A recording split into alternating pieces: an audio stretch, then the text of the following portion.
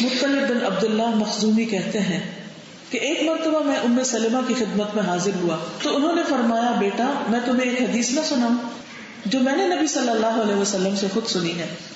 میں نے عرض کیا اما جان کیوں نہیں, آپ مجھے وہ حدیث سنائیے. انہوں نے فرمایا کہ میں نے رسول اللہ صلی اللہ علیہ وسلم کو یہ فرماتے ہوئے سنا کہ جو شخص اپنی 2 بیٹیوں یا بہنوں یا قریبی رشتہ دار عورتوں پر ثواب کی نیت سے خرچ کرتا رہتا ہے اس وقت تک جب تک کہ وہ اللہ کے فضل سے بے نیاز ہو جائیں, بڑے ہو جائیں, یا وہ ان کی کفایت کرتا ہے تو وہ دونوں اس کے لیے جہنم کی آگ سے رکاوٹ بن جائیں گی.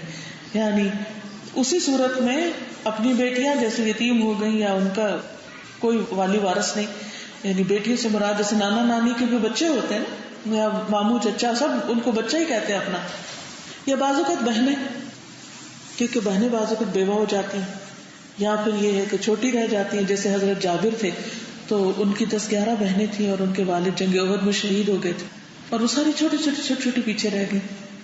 تو حضرت جابر نے جب شادی کی تو ایک بڑی عمر کی عورت سے شادی کی, اپنے جذبات کی قربانی دی, یہ سوچ کر کہ یہ بچیاں کون دیکھے گا, اگر میری بیوی بھی چھوٹی لڑکی ہوگی تو وہ تو ان کی نگہداشت نہیں کر سکے گی, ان کی پرورش نہیں کر سکے گی. تو بعض اوقات انسان کو اپنی ذاتی زندگی, اپنا آرام, اپنا سکون, اپنے بچے, اپنا گھر بار قربان کر کے ایسے بہت سارے بچوں کا خیال رکھنا پڑتا ہے, اور اس کے لیے انسان کو کوشش کرنی چاہیے کیونکہ اجر بہت بڑا ہے. ایک طرف آپ دیکھیں جنت کے واجب ہونے کی بات ہے اور دوسری طرف جہنم سے رکاوٹ کی بات ہے, کتنا بڑا اجر و ثواب ہے. پھر اسی طرح نبی صلی اللہ علیہ وسلم نے فرمایا جب کوئی اللہ کا تقوی اختیار کرے تو اپنے یا کسی دوسرے کے یتیم بچے کی پرورش کرے تو میں اور وہ جنت میں اس طرح ہوں گے, یعنی آپ بالکل قریب ہوں گے.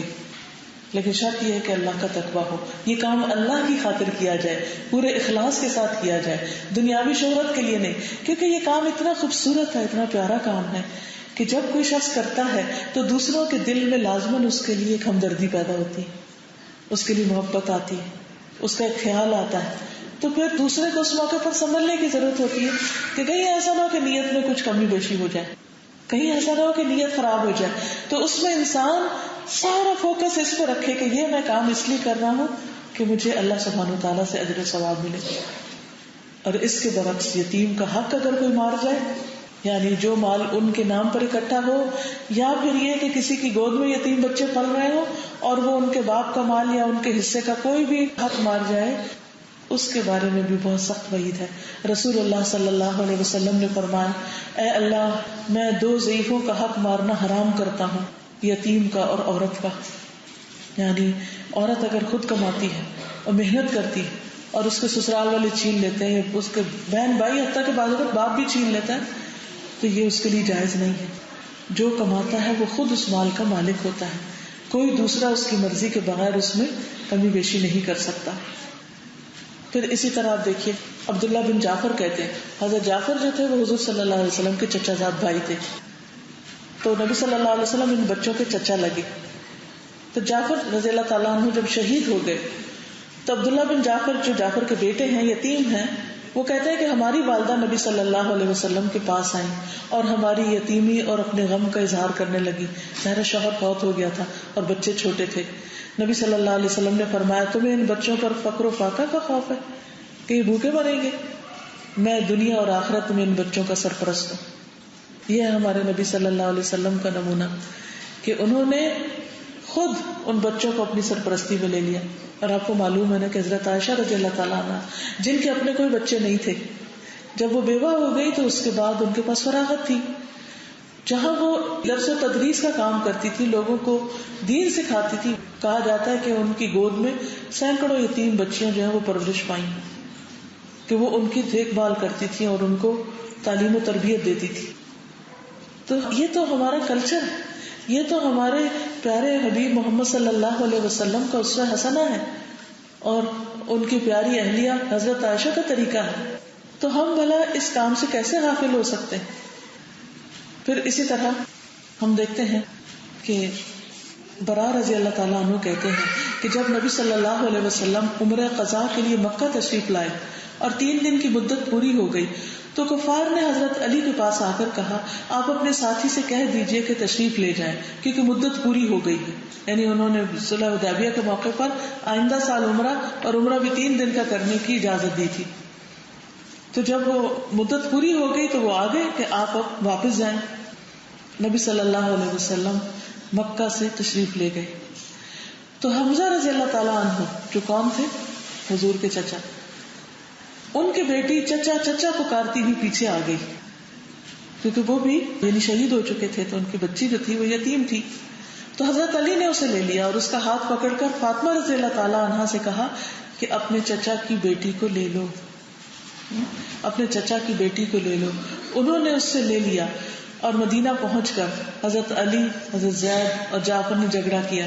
حضرت علی نے کہا میں نے اسے لیا ہے, یہ میرے چچا کی بیٹی ہے. جعفر نے کہا یہ میرے چچا کی بیٹی ہے, اس کی خالہ میرے نکاح میں ہے. حضرت زید نے کہا یہ میری بھتیجی ہے. تو رسول اللہ صلی اللہ علیہ وسلم نے اس کی خالہ کی وجہ سے فیصلہ فرما دیا کہ خالہ ماں کے درجے میں ہوتی ہے, تو پھر جعفر کو دے دی گئی. اور پھر آپ دیکھیں کہ ہمارے کلچر میں یہ بھی ہے کہ اگر یتیم بچے گود میں ہوں یا یتیم بچے پرورش پا رہے ہوں اور اپنے بچے بھی ہوں تو ہمیں یتیموں کی طرف زیادہ دھیان دینا. اپنے بچوں کے ساتھ تو بعض اوقات غفلت بھی کر لیتے ہیں اور بعض اوقات بہت زیادہ پیار بھی کر لیتے ہیں, اور ان کو چونکہ احساس محرومی نہیں ہوتا. بچوں کو یہ بہت ہوتا ہے ہماری امی ہے ہمارے ابا ہیں, کوئی کام کر لیں تو بھاگے بھاگے واپس آتے ہیں. تو اگر ان کو کبھی ڈانٹ ڈپٹ بھی زیادہ کر دیں یا ان کے ساتھ کوئی زیادتی بھی کر لیں تو پھر دوسرے وقت میں اس کی تلافی بھی ہو جاتی. لیکن اس کے برعکس جو یتیم بچے ہوتے ہیں ان کی فکر اپنے بچوں سے زیادہ کرنی چاہیے, کیونکہ ان کے اوپر جو غم گزر چکا ہوتا ہے یا ان کو جو احساس محرومی ہوتا ہے تو ہوتا ہے نا جیسے ایک زخم ہو جسم میں, تو اس کے پاس چھوٹی سی چیز بھی اس پہ ٹچ کر دے تو بہت تکلیف ہوتی ہے. تو جو شخص پہلے سے دکھی ہو, پہلے سے زخمی ہو, اس کو چھوٹی سی بات بھی بہت بڑی لگ جاتی کیونکہ وہ پہلے سے متاثر ہے. تو اس لیے اگر کسی کے پاس ایسا کوئی کام ہو, یعنی وہ اپنے یہ رشتے دار بچوں یا دیگر بچوں کی ذمہ داری لے رکھا ہو, تو اس کو چاہیے کہ ان کے ساتھ اچھا سلوک کرے اور اپنے بچوں پر بھی ان کو ترجیح دے. زبیر بن عبد المطلب کی صاحبزادیوں ام الحکم یا زبیر رضی اللہ تعالی عنہا سے, ان دونوں میں سے کسی ایک کا بیان ہے کہ رسول اللہ صلی اللہ علیہ وسلم کے پاس کچھ قیدی آئے تو میں, میری بہن اور فاطمہ رضی اللہ تعالی عنہا رسول اللہ صلی اللہ علیہ وسلم کی جو بیٹی تھی وہ آپ کی خدمت میں حاضر ہوئی, یعنی لڑکیاں آپ کے پاس گئی اور جس حال میں ہم تھی آپ کے سامنے اس کا شکوہ کیا کہ ہمیں اپنے سارے کام خود کرنے پڑتے ہیں.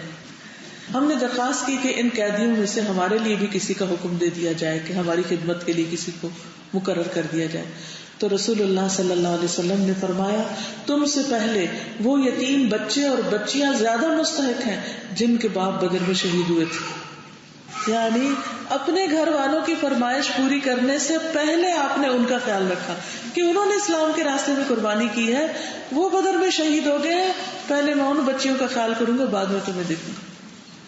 اچھا عام طور پر کیا ہوتا ہے کہ جب کوئی ہم اچھا سوچتے ہیں تو پہلے اپنے بچوں کا سوچتے ہیں پھر کسی اور کے لیے سوچتے ہیں, لیکن نبی صلی اللہ علیہ وسلم آپ کا طریقہ کیا تھا کہ آپ دوسروں کو پہلا سوچتے تھے. اسی لیے آپ کے صحابہ میں سے وہ لوگ ہیں جن کے بارے میں یہ آیت نازل ہوئی تھی وَيُؤْثِرُونَ عَلَىٰ أَنفُسِهِمْ وَلَوْ كَانَ بِهِمْ خَصَاصَةٌ, وہ اپنے اوپر دوسروں کو ترجیح دیتے ہیں چاہے خود بھوکے ہی کیوں نہ ہو. تو بعض اوقات ہمارے پاس مال ہوتا ہے, زیادہ ہوتا ہے, تو ہمیں کوئی مشکل نہیں ہوتی دینے میں, ہم خوشی سے دے دیتے ہیں. لیکن بعض اوقات ایسا بھی ہوتا ہے کہ ہماری اپنی بھی ضروریات ہوتی ہیں, اپنے بھی بچے ہیں, ان کی بھی فیسیں ہیں, ان کی بھی پڑھائی ہے وغیرہ وغیرہ, اور دوسری طرف یتیم بچے بھی ہیں. تو ایسے میں بھی انسان کو یتیم بچوں کو اپنا ہی سمجھنا چاہیے.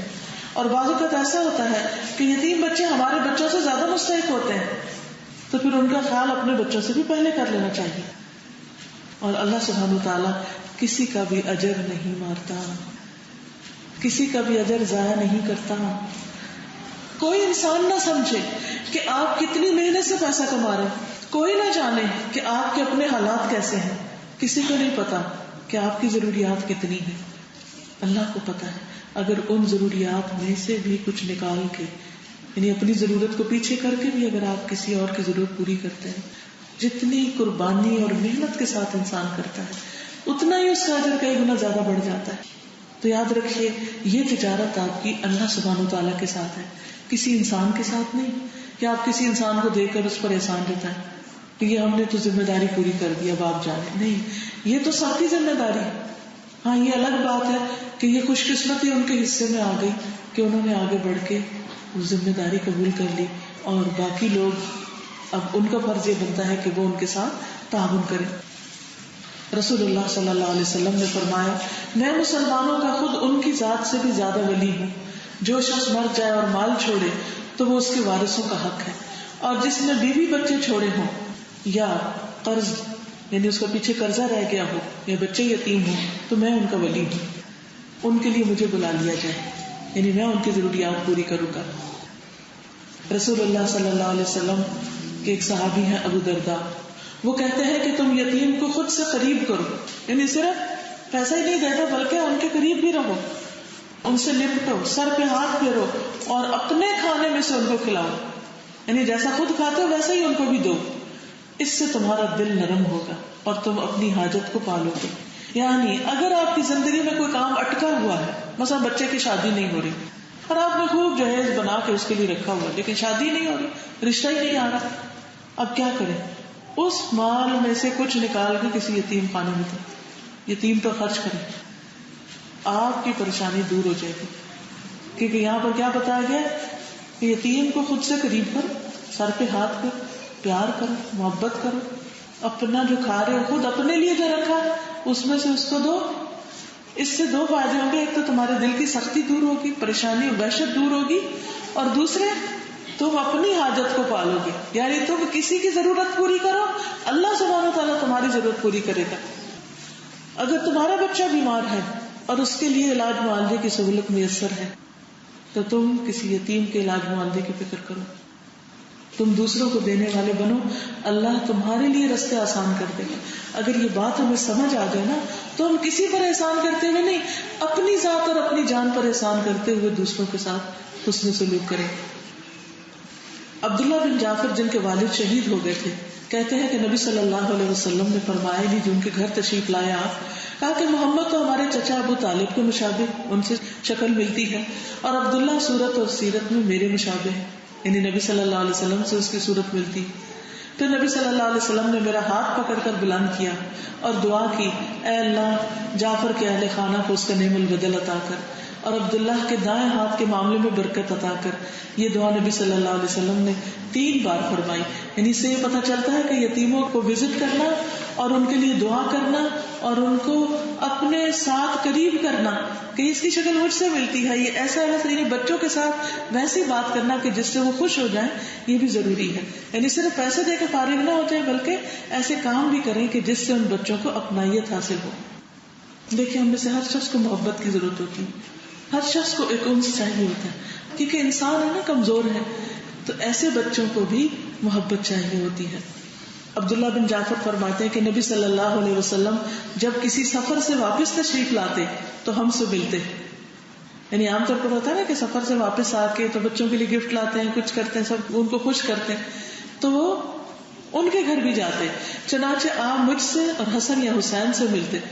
ایک دفعہ آپ ملے، آپ نے ہم میں سے ہر ایک کو اپنے سامنے بٹھایا اور ایک بچے کو پیچھے بٹھایا، اور یہاں تک کہ مدینہ میں داخلے، یعنی وہ سواری پر بھی بٹھا لیتے تھے.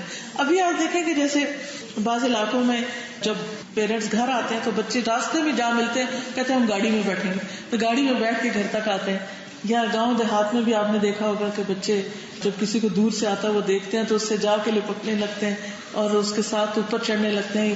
تو اس سے پتہ یہ چلتا ہے کہ نبی صلی اللہ علیہ وسلم ان یتیم بچوں کا خاص طور پر خیال رکھتے تھے کہ ان کو محبت اور پیار اور قریب کرنا اور ان کے ساتھ کھیلنا یا ان کے ساتھ لاڈ کرنا یہ بھی ان کا حق ہے. یعنی صرف مال حق نہیں ہے بلکہ اچھا سلوک بھی ان کا حق ہے.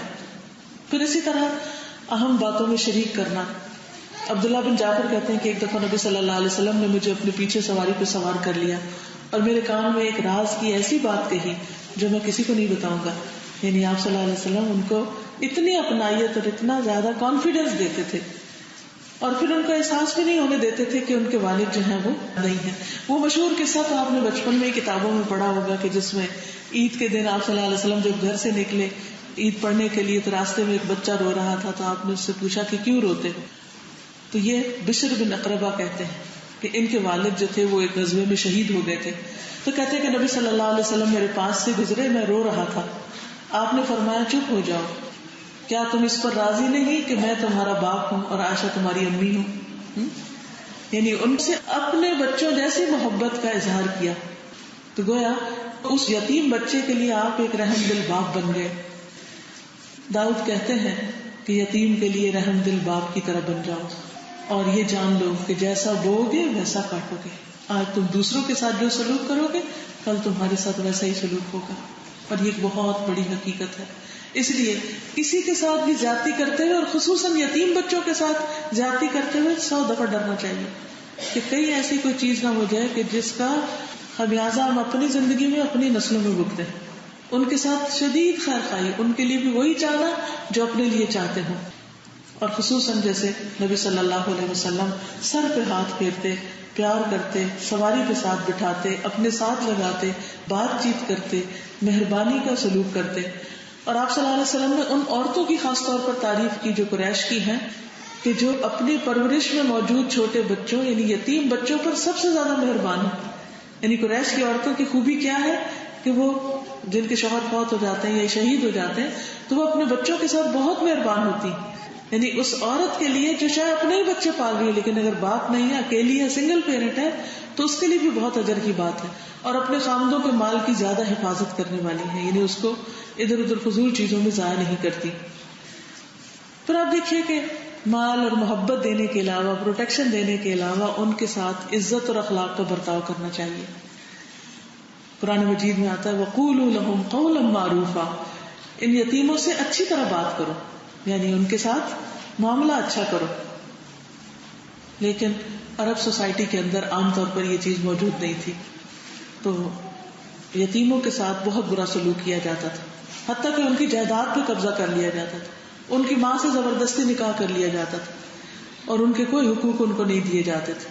اسی لیے سورۃ الماؤن میں اللہ تعالیٰ فرماتے ہیں أَرَأَيْتَ الَّذِي يُكَذِّبُ بِالدِّينِ فَذَلِكَ الَّذِي يَدُعُّ الْيَتِيمَ وَلَا يَحُضُّ عَلَى طَعَامِ الْمِسْكِينِ فَوَيْلٌ لِّلْمُصَلِّينَ الَّذِينَ هُمْ عَنْ صَلَاتِهِمْ سَاهُونَ الَّذِينَ هُمْ يُرَاءُونَ وَيَمْنَعُونَ الْمَاعُونَ. کیا تم نے دیکھا اس شخص کو جو جزا سزا کو جھٹلاتا ہے, یعنی آخرت کا یقین نہیں رکھتا. یہ کون ہے؟ فَذَلِكَ الَّذِي يَدُعُّ الْيَتِيمَ, یہ وہ ہے جو یتیم کو دھکے دیتا ہے. اس کو محبت کرنا, پیار کرنا, اس کا خیال رکھنا دور کی بات, وہ اس کو دھکے دیتا ہے, اس کے ساتھ بدسلوکی کرتا ہے, بد اخلاقی برتتا ہے. اور مسکین کو کھانا کھلانے کی ترغیب نہیں دیتا, دوسروں کو موٹیویٹ نہیں کرتا کہ وہ بھی آگے بڑھے اور یتیم کے ساتھ اچھا سلوک کرے, مسکین کے ساتھ اچھا سلوک کرے. اور ایسے نمازی, خواہ وہ نماز ہی کیوں نہ پڑھتے ہوں, لیکن اگر وہ یہ کام نہیں کرتے تو بھی ان کی پکڑ ہے, پوچھ ہے. بہت سے لوگوں کا حال یہ ہوتا ہے کہ وہ ایسے کام دکھاوے کے لیے تو کر لیتے ہیں, لیکن چھوٹی چھوٹی ضروریات پوری کرنے کے لیے بھی کسی کے آگے نہیں بڑھتے.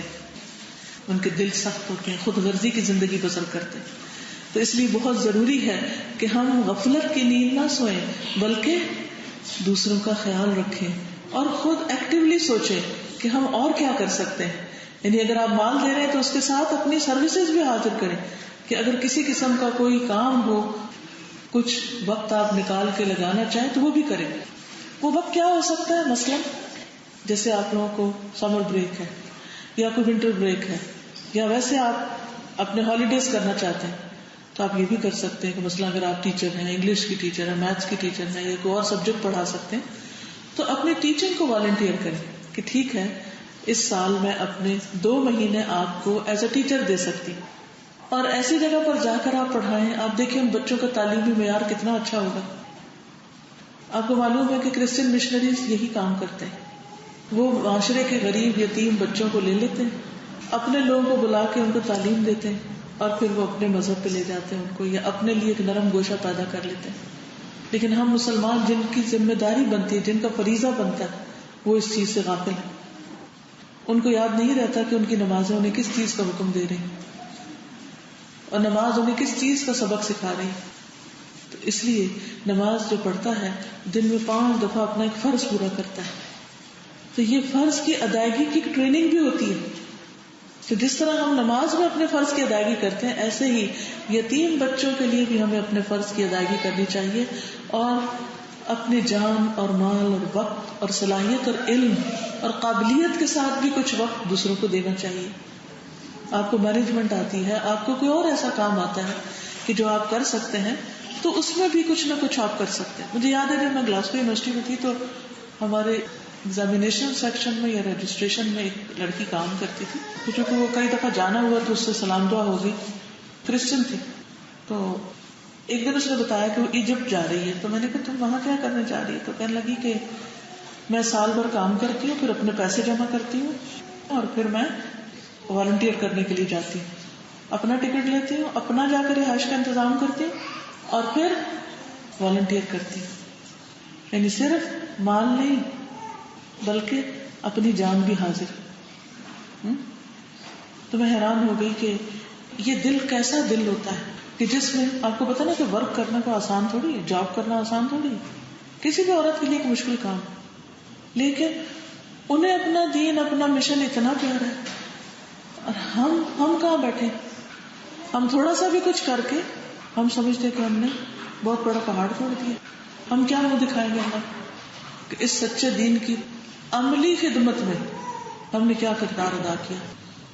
آپ دیکھیے کہ بہت سے لوگ کہتے ہیں ہمارے پاس پیسے نہیں، ہمارا گزارا نہیں ہوتا، زندگی بڑی مشکل. لیکن اگر آپ ان کی شادی اٹینڈ کریں تو آپ حیران پریشان ہو جائیں کہ یہ سب کچھ کہاں سے آ گیا.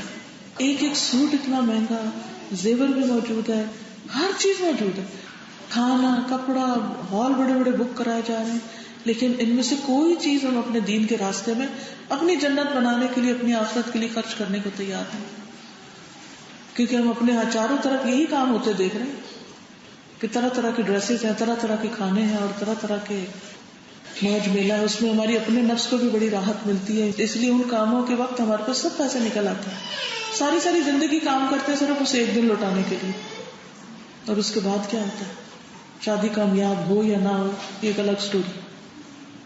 لیکن صرف اپنی خوشیوں کے لیے خرچ کرنے کو ہم سب محنت کر لیتے ہیں. تو جنت صرف اپنی خوشیوں پہ خرچ کرنے سے تو نہیں ملتی، اس کے لیے تو کچھ دینا پڑتا ہے، کچھ قربانی کرنی پڑتی. تو بہت ضروری ہے کہ ہم اپنی خاطر، اور خاص طور پر اگر ہمیں کوئی ذہنی تکلیف ہے، ذہنی پریشانی، تو اپنا وقت اور اپنا مال دونوں اللہ کے راستے میں لگائیں. ابو ہریرہ سے روایت ہے کہ ایک آدمی نے رسول اللہ صلی اللہ علیہ وسلم سے اپنی سنگ دلی کی شکایت کی. تو آپ نے فرمایا اگر تم دل نرم کرنا چاہتے تو مسکین کو کھانا کھلاؤ اور یتیم کے سر پر شفقت کا ہاتھ رکھو.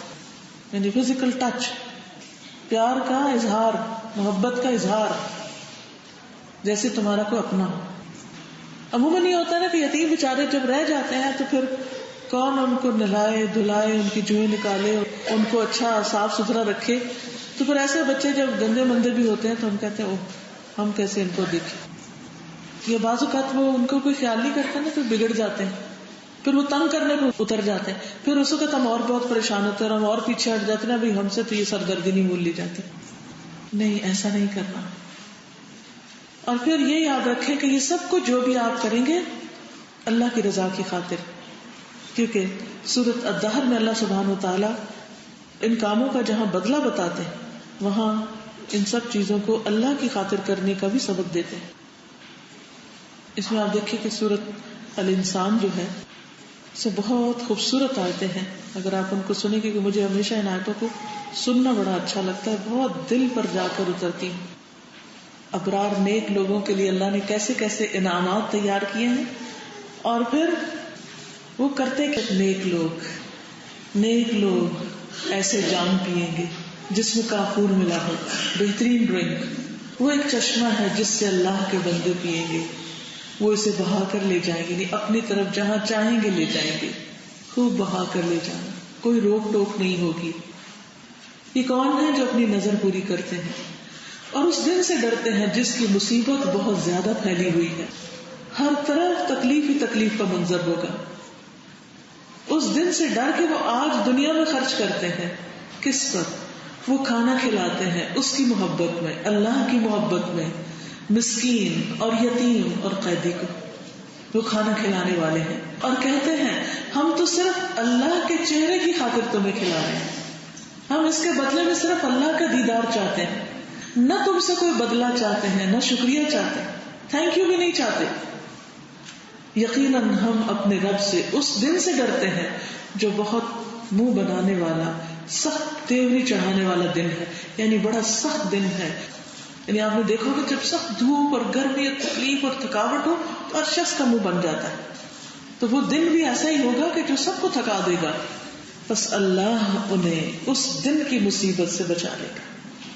یہ لوگ جو آج یہ کام کرتے ہیں اس دن تر و تازہ ہوں گے ان کے چہرے، ان کو کوئی تھکاوٹ نہیں ہوگی، ان کو کوئی غم نہیں ہوگا، اور انہیں انوکھی تازگی اور خوشی عطا فرمائے گا.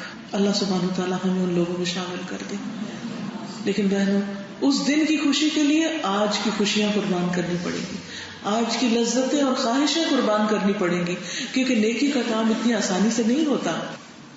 لیکن افسوس یہ کہ آج مسلمانوں کی ساری توجہ صرف اپنی عیش و عشرت کی طرف ہے، صرف اپنے آرام اور اپنی خوشیاں اور اپنے بچے اور اپنا گھر اور ان کی شادیاں اور ان کی شادیوں پہ بڑے بڑے فنکشن، اور یتیم بھولے ہوئے، مسکین بھولے ہوئے، قیدی بھولے ہوئے، بیمار بھولے ہوئے، ضرورت مند فراموش کیے ہوئے کہ کون کس حال میں جی رہا ہے، کس کے اوپر زندگی کتنی تنگ ہے. ہم کھا پی لیتے ہیں تو ہم سمجھتے سبھی کو کھانا مل گیا ہوگا، اور اپنے لیے کتنی کتنی چوائسیز کہ ہر کوئی یہ گلا کرتے ہوئے ملتا ہے کہ یہ سمجھ نہیں آتا آج کیا پکائے. یعنی گویا اتنا کچھ ہے پکانے کو کہ چوائس ہی مشکل ہے، اور کبھی ایک چیز اور کبھی دوسری چیز، کبھی زبان کی لذت کے لیے، کبھی مزے کے لیے، کبھی کسی طرح کبھی کسی طرح.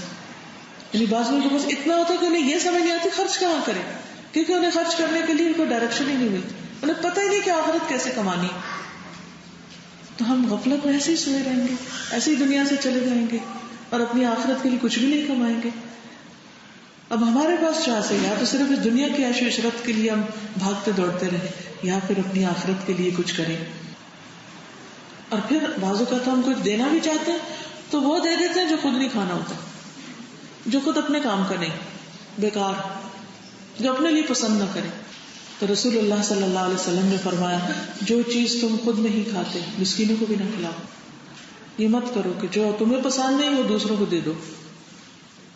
پھر اسی طرح آپ دیکھیں کہ ساتھ بٹھا کر بھی کھلانا چاہیے، صرف یہ نہیں کہ دے دیں بلکہ کبھی کمپنی بھی دیں.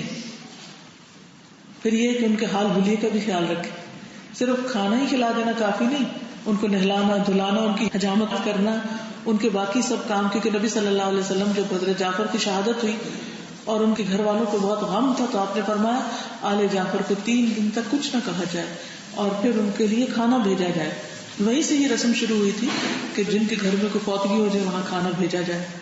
اور پھر آپ ان کے گھر آئے اور فرمایا آج کے بعد میرے بھائی پہ مت رونا، اور بھائی کے بیٹوں کو اپنے پاس بلایا.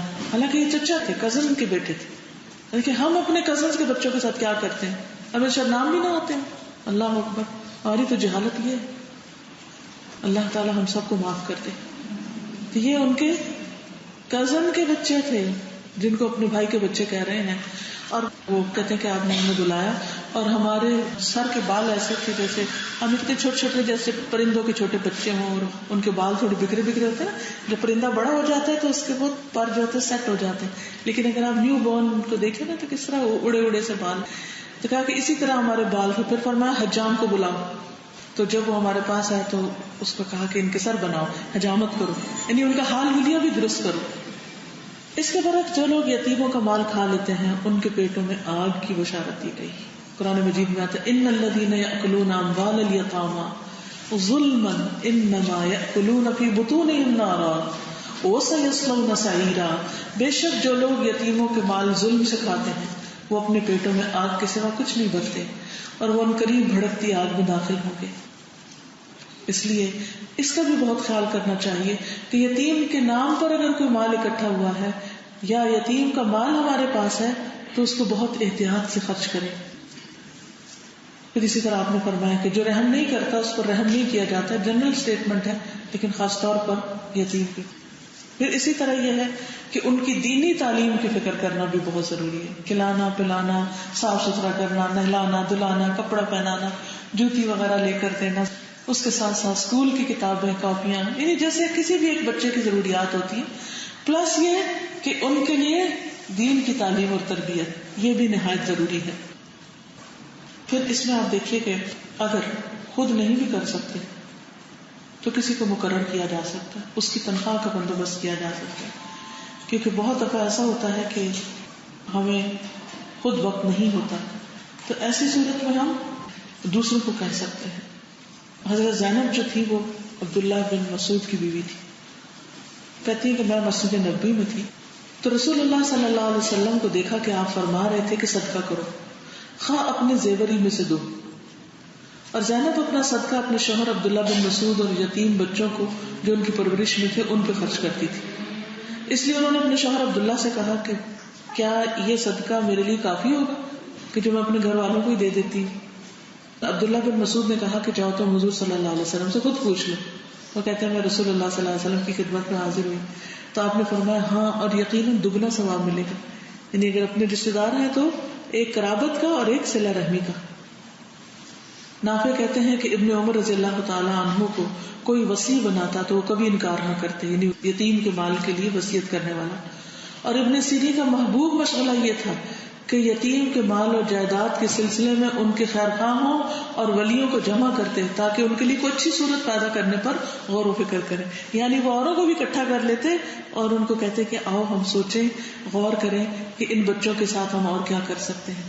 پھر اسی طرح یہ ہے کہ اگر بچیاں ہوں تو ان کا نکاح کرنا، ان کی شادی کا بندوبست کرنا اور ان کے ساتھ ایسے ہی پیش آنا جیسے اپنے بچوں کی شادی ہوئی ہے، یا شادی کے بعد کے جو معاملات ہوتے ہیں بعض اوقات وہ بگڑ جاتے ہیں یا ان میں بچیوں کو ہیلپ چاہیے ہوتی ہے، تو اس کے لیے بھی ان ساری چیزوں کا خیال رکھنا مسلمان معاشرے کی ذمہ داری ہے. تو عزیز بہنوں، یہ تھی چند باتیں جو آپ کی خدمت میں نے عرض کی ہیں کہ اس پروجیکٹ کو آپ اپنا پروجیکٹ سمجھیں. آپ سمجھیں کہ اللہ تعالیٰ نے آپ کو ایک موقع دے دیا ہے نیکی کا کام کرنے کا، تو اس میں پیچھے نہ رہیں. خود بھی اور اپنے دوسرے عزیزوں رشتہ داروں کو جو یہاں موجود نہیں ہیں ان کو بھی موٹیویٹ کریں، کیونکہ ہمیں صرف خود کرنا کافی نہیں ہوتا، بعض اوقات اوروں کو بتانا بھی ضروری ہوتا ہے. بعض اوقات وہ ہم سے بھی آگے نکل جاتے ہیں پھر نیکی میں. تو انشاءاللہ آپ کے بتانے کی وجہ سے اگر وہ کچھ کرتے ہیں تو ان کا ثواب بھی آپ کو ملے گا، اس کے ساتھ ساتھ کہ ان کو بھی ثواب ملے. تو اللہ تعالیٰ سے دعا ہے کہ وہ ہمیں عمل کرنے والا بنائے. وآخر دعوانا ان الحمد للہ رب العالمین. سبحانک اللہم وبحمدک اشہد ان لا الہ الا انت استغفرک واتوب الیک. السلام علیکم ورحمۃ اللہ وبرکاتہ.